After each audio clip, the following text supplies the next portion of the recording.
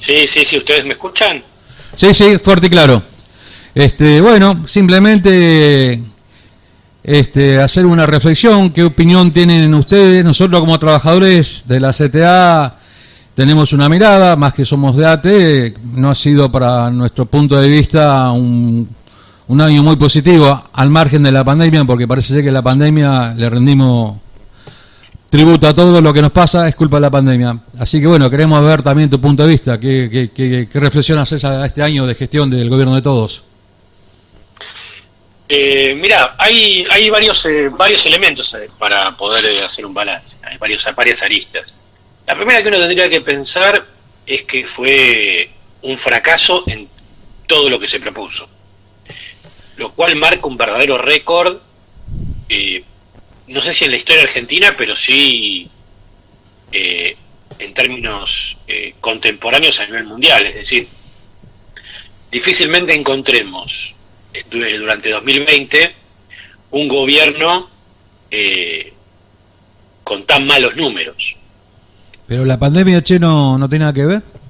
Bueno, a eso voy, porque el problema con este gobierno es que en todo lo que hizo le fue muy mal.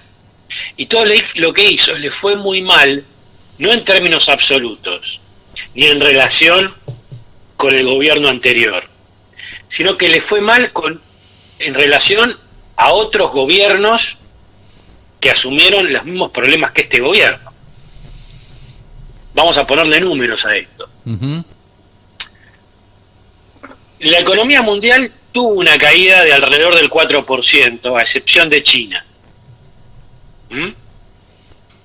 Sin embargo, la Argentina estamos hablando siempre de porcentaje sobre PBI, no sé qué porcentaje del PBI cayó. La Argentina cayó casi un 13% del PBI. Es decir, el mundo retrocedió un 4%, la Argentina retrocedió un 13%. Esto según el INDEC, así que acá no hay ninguna... Digamos, es insospechado de ser un cálculo interesado. Hay cálculos que lo ponen más arriba todavía. Por ejemplo, el propio Guillermo Moreno dice que en realidad es del 14%. Y Moreno otra vez no es precisamente una persona de izquierda, ni una persona demasiado... no es una persona macrista tampoco. No es peronista. Exactamente. Y no es de la izquierda peronista, precisamente. No. Pero bueno, la Argentina es el país con mayor caída del PBI en el mundo. En el mundo. Bueno, me van a decir, está bien, Alberto priorizó la salud sobre la economía y por lo tanto decidió cuidarnos a pesar de la caída de la economía. Bueno, si uno se pone a pensar en la salud, uno lo que ve es que la Argentina es el país con más muertos por millón de Sudamérica.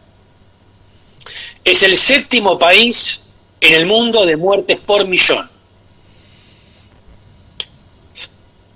Y está, hasta la semana pasada, estaba quinto en contagios. Uh-huh. Es decir, si tomamos la economía, fue el peor país fue la peor administración de la economía de todos los países que sufrieron la pandemia. Y si lo tomamos en términos de salud, está entre los peores países que administraron la pandemia. La Argentina tiene 40.000 muertos. Otra vez, 40.000 muertos. ¿Quién se hace responsable por estos muertos?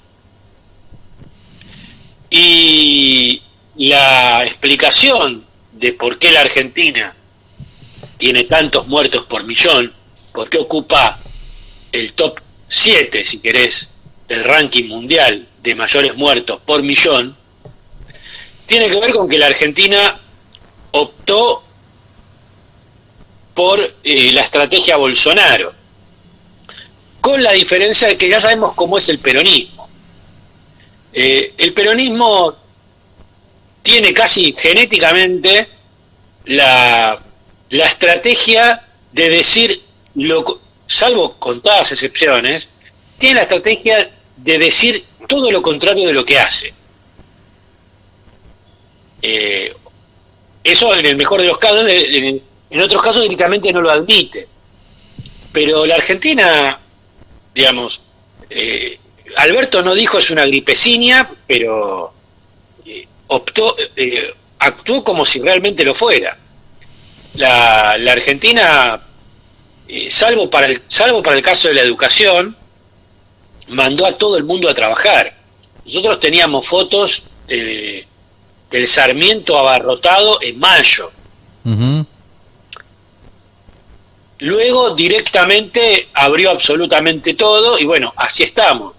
La Argentina entra en el ranking mundial en posiciones muy expectantes en agosto. En agosto la Argentina ya entra entre los 15 países más o menos con mayores contagios. En noviembre ya entra entre los 10. Es decir, la Argentina no administró bien la economía, no administró bien la cuarentena. Si vamos al caso de los salarios, bueno, yo a usted no le tengo que explicar nada. En una inflación que estamos alrededor del 35-37%, le dio 7% de aumento a los estatales. Bajó los salarios privados en términos nominales entre el 25 y el 30%. Uh-huh. Sabemos, bueno, la desocupación creció la pobreza. Lo interesante es que, digamos, Alberto se la pasa hablando de Macri. Bueno, Macri subió 5 puntos la pobreza en 4 años. Alberto ya subió 7 puntos la pobreza en un año. Podemos seguir con la desocupación. Los índices de desocupación nos van acercando al 2001, es decir, a la peor crisis de la Argentina. Uh-huh. Tomemos lo que tomemos, es decir, tomemos el ángulo que tomemos, la variable que tomemos, el gobierno de Alberto Fernández tiene los peores números que uno puede imaginar. Es decir, no tiene ningún número bueno. Con lo cual, el balance es uno de los peores gobiernos que ha tenido la historia argentina. Y todavía va un año. Vamos a ver qué pasa de aquí en adelante. Uno puede seguir el tema de una hiperinflación contenida, que solamente la hiperinflación fue postergada simplemente por la terrible recesión. El cierre de un montón de comercios, el cierre de empresas, la propia cuarentena inicial, que tenía que ver con que no se permitía abrir los negocios, por lo tanto, en medio de una recesión tan pero tan grande, una inflación del 37% es un número muy escandaloso, porque una recesión normalmente tiende al congelamiento de precios, sino a la deflación. Bueno, acá tenemos lo que se llama la estanflación, es decir, un estancamiento enorme, una recesión con una inflación, como dije, muy grande para el tema de la pandemia. De hecho, la Argentina y Venezuela son los 2 países con mayor inflación del planeta. Uh-huh. Es decir, otra vez, pandemia hay para todos, crisis hubo para todos. Como la Argentina no cayó nadie, como la Argentina no murió nadie, salvo 5 países más en el mundo, entre ellos Estados Unidos. Uh-huh. ¿Y qué hacemos? Bueno, ahí vamos. lo que nosotros tenemos que entender es que este gobierno de Alberto Fernández y de Cristina, hay algo que es muy importante. Yo lo que hice es simplemente un balance más general de las variables más importantes que determinan la vida de las personas. Y me faltó el hambre, me faltó la vivienda, me faltó la salud, me faltó el tema, por ejemplo, ahora que está sobre el tapete con el tema del aborto, ¿sí? Los planes sociales, me faltaron un montón de variables.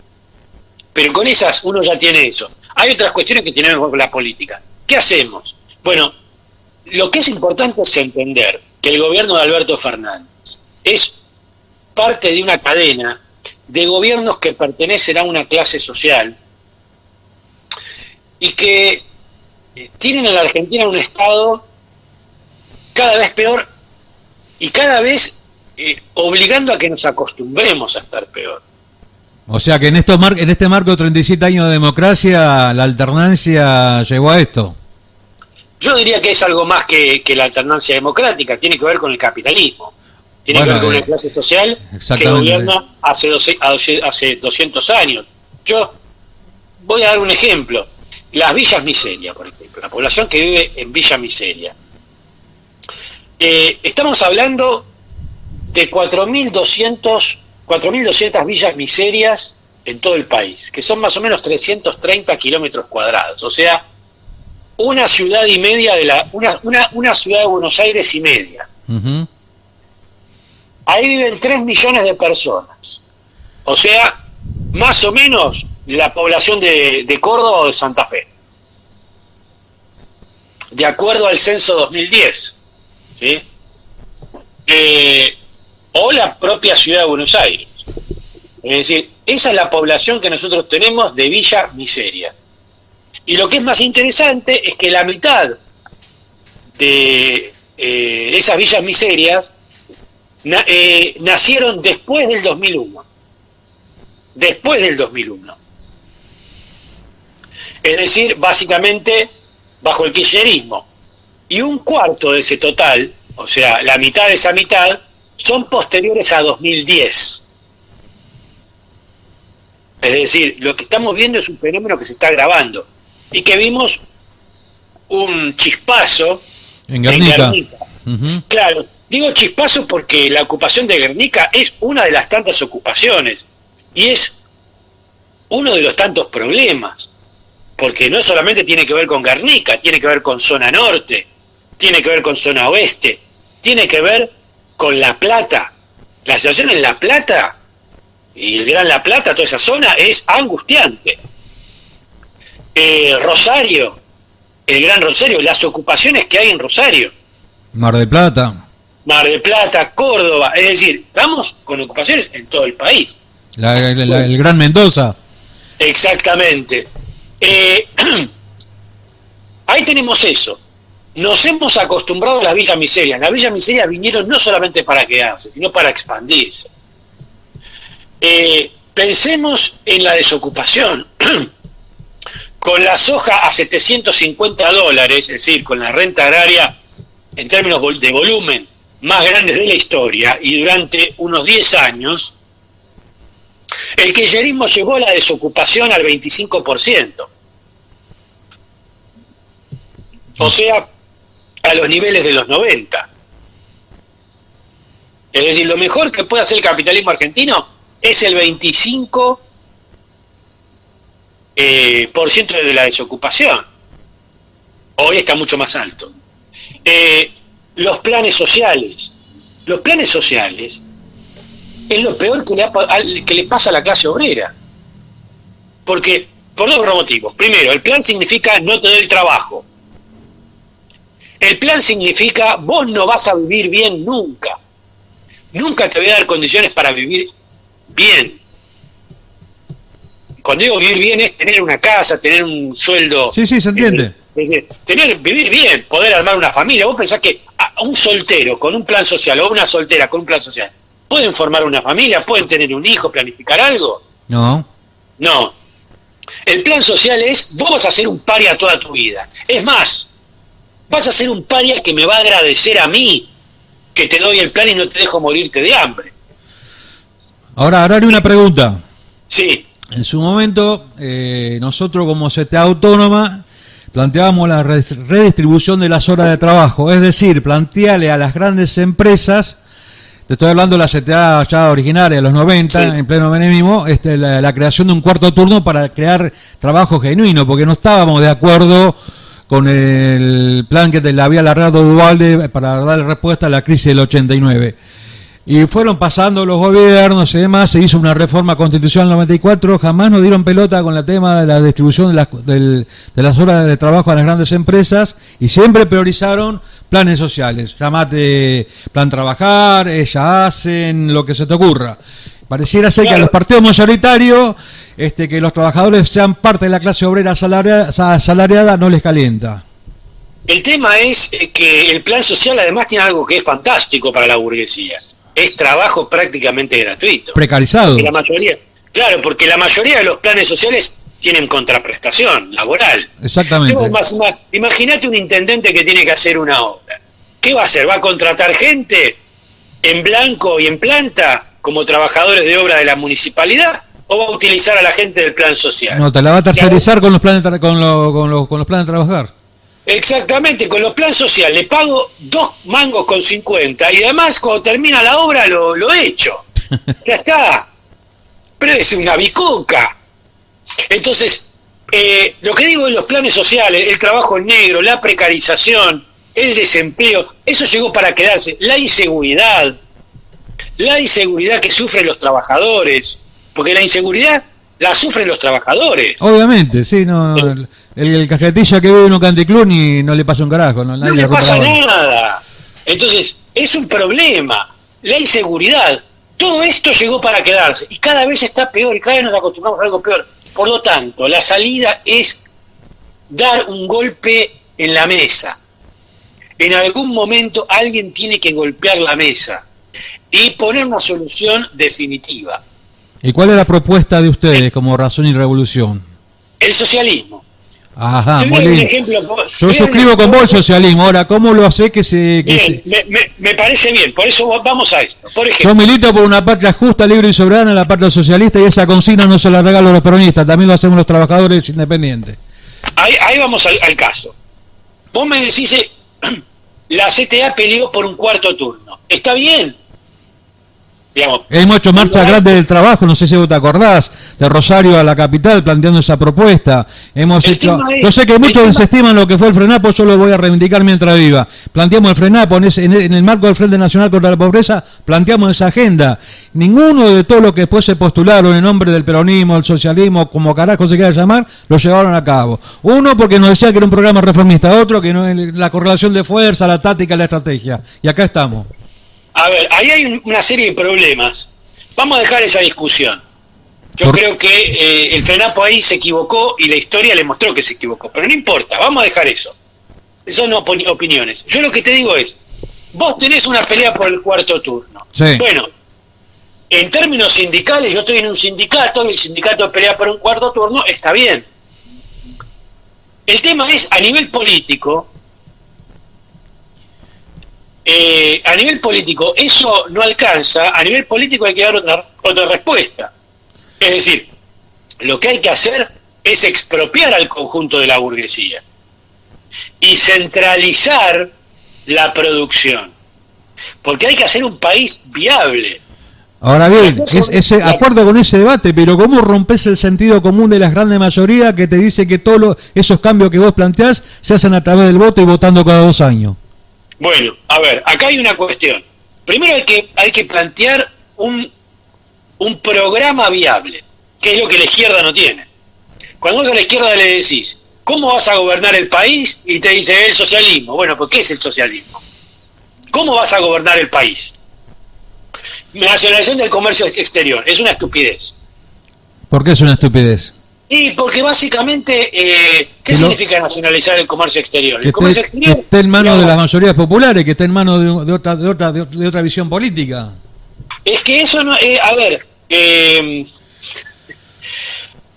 porque si vos le planteás directamente la dictadura del proletariado, no te vota ni tu mamá, ¿eh? No, justamente, acá hay que plantear otra cosa. Acá lo que hay que plantear no es ver cómo nacionalizo algo que en realidad no hay nada ahí. La cuestión ahí es, lo que yo tengo que hacer no es nacionalizar nada, sino expropiar al conjunto de la burguesía. Por ejemplo, el comercio exterior es básicamente el comercio agrario. Bueno, yo tengo que expropiar a la burguesía agraria. Y por lo tanto centralizar toda esa tierra y dar una perspectiva de producción que aumente la productividad. Si yo toda esa tierra, en lugar de estar dispersa entre varios arrendatarios y propietarios, la concentro, el nivel de producción es mucho mayor. Fabián, suscribo un 155.500% con vos, pero vos te pusiste, viste lo que pasó cuando se planteó lo de Vicentín, salieron todos los tilingos a decir que no venga el comunismo, que se vaya, que queremos libertad, que nos deje respirar. Hay que, por eso, ¿cómo destruir, cómo deconstruir ese sentido común? Yo acuerdo en un 155.000% con vos, ¿cómo damos esa pelea? Ahí vamos, primero. Porque en los 70 se planteó el socialismo y perdimos. A ver, perdimos. Ahora, acuerdo que tenemos que ir ahí, pero ¿cómo hacemos? Tomemos la lección, tomemos la lección de los 70 para esta vez ganar. Muy breve. Primera cuestión, lo de Vicentín era un blef. Es un blef lo de Vicentín. Es realmente un blef, porque Vicentín es una empresa menor. Ahí lo que había era una tramoya del kirchnerismo. Y quienes salieron ahí se confunden las cosas, porque por un lado los que salieron a criticar a Vicentín son 2 o 3, no es que la población salió a defender a Vicentín. Pero en Avellaneda salió la mayoría a defender a Vicentín, salió el pueblo de Avellaneda, no eran poca cosa, era el pueblo de Avellaneda. Si no, estamos negando la realidad. Pero hay que ver cuántos eran, pero además ahí el problema otra vez es que se mezcla la cuestión mezquina con la cuestión con la cuestión más política general, porque hay una cuestión ahí que es lo que está haciendo Alberto Fernández no es tratar de solucionar un problema de la población. No, me queda claro que no. Y queda muy claro a la gente, a eso le queda claro. ¿Estás seguro vos que le queda claro? Además, sí, a la gente le queda claro que esta gente son una manga de chorros. Entonces, si un conjunto de chorros, como es Cristina, Alberto, esa gente, que son chorros declarados, va a hacer algo, y yo le desconfío. Esto es así. Hay gente que está desprestigiada en términos, si vos lo querés, políticos. Pero siguen teniendo buena intención de voto. Nosotros, vos y yo, no llegamos al 0,1% de los votos. El socialismo, de acuerdo, insisto, como acuerdo un 150.000% de votos. Pero vamos con ese planteo, te digo, porque yo decía un eterno candidato en Rodríguez, y no, por el MAS, por cuanto frente de izquierda se haya presentado, y nunca, buen pibe, Pablo Macanudo, el gordito, comparte la Coca-Cola, el Chovis, pero de ahí, ni para portero del Consejo Librante nos votaron, ¿eh? Bueno, ahí Pablo, hay que hacer un balance. Y otra vez, sí. Porque hay varias cosas. Primero, me parece que la izquierda era una izquierda denuncialista, una izquierda que no tenía una propuesta. La izquierda se caracteriza por no tener una propuesta de gobierno. Y es evidente que ante alguien que te hace una propuesta de gobierno, llámese radicales, peronistas o macristas, sí. Ante alguien que te dice no a esto, no a esto, no a esto, aumento de salario, está bien, pero ¿cómo vas a gobernar? No sé, porque era así. Mirá, seguramente entonces la pregunta es, sí. Primero, hay que tener una propuesta de gobierno. Segundo, hay que salir, no hay que esconderse. La izquierda se la pasa escondiéndose detrás del kirchnerismo. ¿Es tan así? ¿Cuántos funcionarios trotskistas tiene el kirchnerismo? Me parece que se equivocan en ese planteo, compañero. ¿Cuántos funcionarios kirchneristas tiene el kirchnerismo? ¿Cuántos cambiaron su postura por ir en un puesto de gestión en el kirchnerismo? Es verdad, la izquierda tiene sus fallos, pero tampoco están así, Fabián, me parece.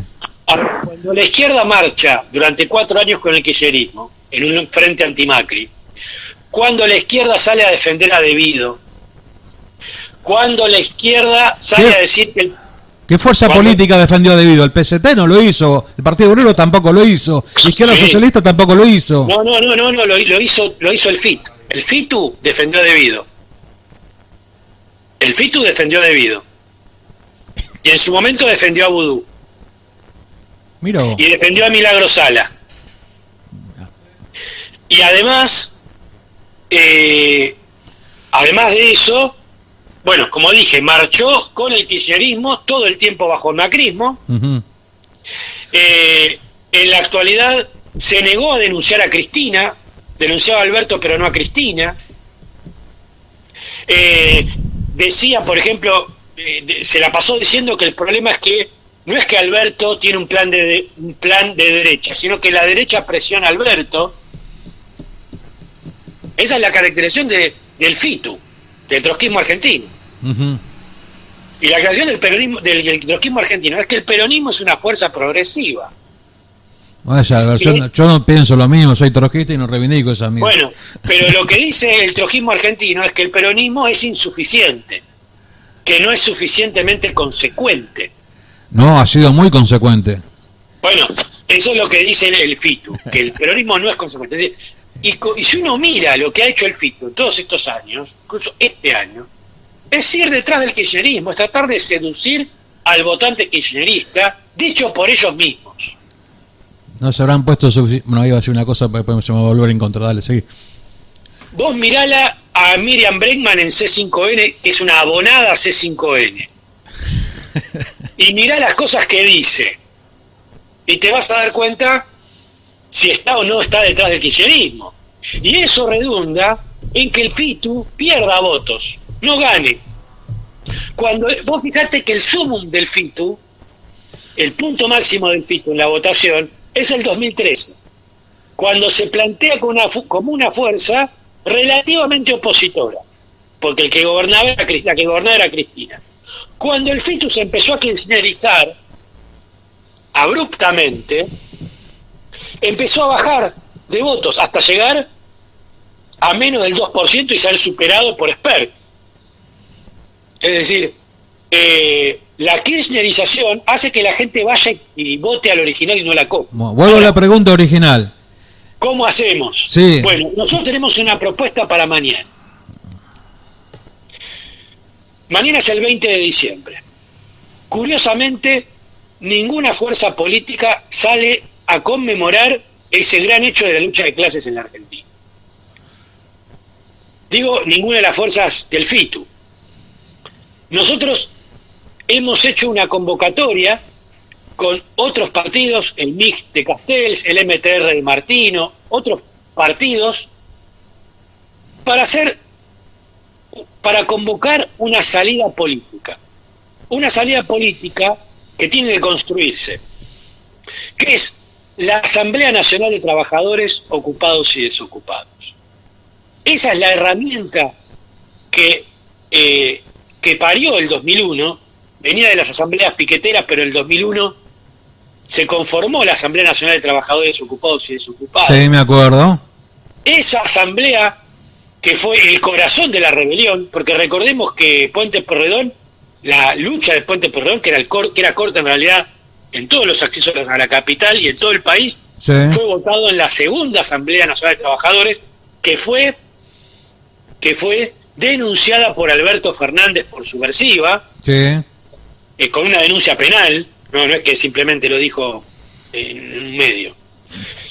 Retomar esa experiencia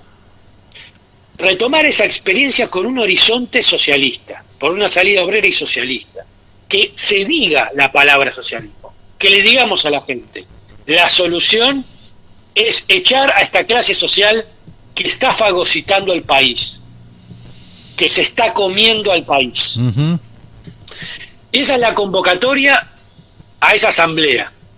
Mañana vamos a hacer el primer acto de esa asamblea, que va a ser a las 14 horas en Plaza de Mayo, mañana 20 de diciembre. Uh-huh. Como dije, van a participar varias organizaciones de izquierda, y lo que esperamos es que esa construcción se amplíe y se profundice. Va a haber 37 actos en todo el país. 37 actos en todo el país mañana. Y como dije, me parece que ahí está la salida. Esa es nuestra propuesta. Nuestra propuesta es reeditar la ANT, reeditar ese instrumento. Ese instrumento va a permitir nuclear a todos los trabajadores en lucha, a todas las organizaciones que quieren luchar. Y ese instrumento va a permitir, además de nuclear, debatir una salida. No es que nosotros decimos, acá nosotros tenemos la salida, hagan esto. No, vamos a discutir. Vengan, vamos a discutir una salida, un plan de lucha, y mostrémosle a la clase obrera que hay un organismo político que está dispuesto a disputar el poder. Una cosita, Fabián. Sí. Para seguir en el tema, pero con una pequeña desviación. Vos hablaste en el transcurso de lo que fue la sanción de la ley a favor del aborto. Yo tengo el documento que sacado 13 Rosas y está muy clarito el documento, y habla de un dato que no es importante, que se soslayó en los grandes medios de información, que es el tema de la objeción de conciencia. Podés desarrollar un poco más, porque yo hablé con la compañera, la saqué al aire, pero quiero reinstalarlo porque después hablé con una compañera también de Isadora, y bueno, ellos estaban conformes, pero no se tuvo en cuenta el tema de la objeción de conciencia, que es un campo minado para que las compañeras al día del arquero van a poder abortar. Bien. Antes de ir sobre eso, y está claro que yo no soy especialista, pero... No, para dar una visión en general, ¿no? Porque parece...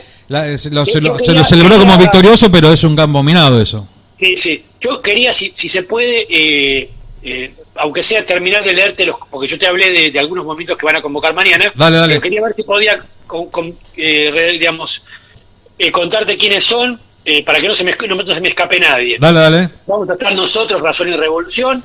Va a estar el Movimiento Independiente de Jubilados y Desocupados de Raúl Castells, el MTR Histórico, el Partido Comunista de los Trabajadores, la Asamblea del Pueblo, el FTC M29, Convergencia Socialista, el MTD 1 de Mayo, Partido por la Revolución Socialista en la Argentina, el Núcleo Político Sindical Patagónico, Agrupación John William Cook, la Multisectorial de Tucumán, Plenario Obrero y Popular, PST La Marx, Partido Obrero Tendencia en Jujuy, Tucumán y Mendoza. Esto no sé si sigue así, si esta gente de la Tendencia Jujuy, Tucumán y Mendoza van a estar o no, pero en principio acá aparece en la adhesión. La adhesión es del 16 de diciembre, o sea, hace 3 días. En 3 días decían que sí. Y el Partido Socialista de los Trabajadores Unificados, el PSTU. Si esos somos los que estamos convocando, mañana a las 20 horas, 37 actos simultáneos en todo el país. Va a haber actos en Jujuy, Mendoza, San Luis, Córdoba, Rosario, Paraná, Mar del Plata. Bien. Bueno, el tema que vos me decís, el tema es el siguiente. Si hay objeción de conciencia, entonces el aborto no es libre y gratuito. Eso queda muy claro. Uh-huh. Porque si hay objeción de conciencia, entonces, primero, lo que puede pasar es que una chica vaya a un hospital y el hospital tenga objeción de conciencia, o si bien no hay objeción de conciencia institucional, en los hechos sí, porque todos sabemos cómo es la realidad. Yo trabajo en un hospital, el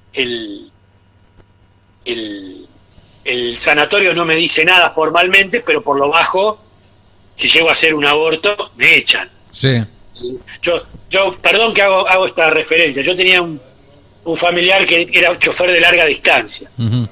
Y a ellos les corresponden 48 horas de descanso entre viaje y viaje. Uh-huh. Nunca se lo toman. Y entonces yo le digo, pero bueno, ¿qué pasa si vos lo llamás y decís, me quiero tomar los 48 horas?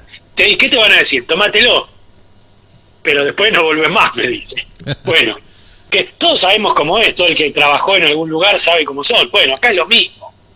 Ningún director te va a decir formalmente, o lo va a dejar por escrito, que no hagas un aborto, pero si la llegas a hacer te tenés que ir. Uh-huh. Y entonces hay una coacción ahí, y hay una coacción social, porque lo que hacen los grupos los grupos celestes, es a veces hacer manifestaciones en la puerta de los sanatorios. Sí, Imagínense sí, sí, un sí. doctor. Bien, entonces, acá hay toda una batería de medidas que hacen que el aborto no sea ni libre ni gratuito. La primera medida es la objeción de conciencia. Y algo muy interesante, bueno, la objeción de conciencia que obliga, se supone, a la institución médica a derivar a la chica a otro lado. Pero claro, ¿qué pasa si estamos en una provincia donde en la principal ciudad hay pocas clínicas, hay 2 o 3 clínicas?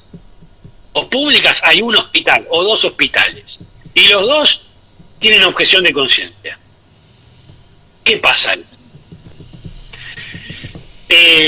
Pero eso no es todo, sino que además ahora Beretilnec quiere hacerle una reforma. La ley dice que la van a derivar si la chica tiene problemas de salud, pero lo que Beretilnec quiere agregar es problemas de salud física, porque Beretilnec dice se van a agarrar de la salud psíquica y van a abortar. Claro. O sea que la chica tiene que... y si es producto de una violación, tiene que hacer la denuncia. Ahora, antes no hacía falta hacer la denuncia. Vos con tu sola palabra de que te violaron, te hacían el aborto. Ya alcanzaba. Ahora te obligan a hacer una denuncia. O sea, la mujer tiene que ir a la comisaría, ya sabemos lo que es hacer una denuncia de violación en una comisaría para una mujer pobre. Sabemos lo que es. Uh-huh. Hace poco, yo no estoy muy interiorizado en la noticia, pero sé que hace poco falleció una chica, creo que en Mendoza, que había llamado por un problema de violencia de la pareja y no le prestaron atención. Y terminó en una movilización muy importante. No quiero equivocarme del lugar, pero digo, todos sabemos lo que es una mujer pobre, sola, que va a hacer una denuncia de violación. Le exigen esa denuncia a la chica. Hay que ver si se la toman. Bueno, Fabián, Sí. gracias, te tengo porque ya me están...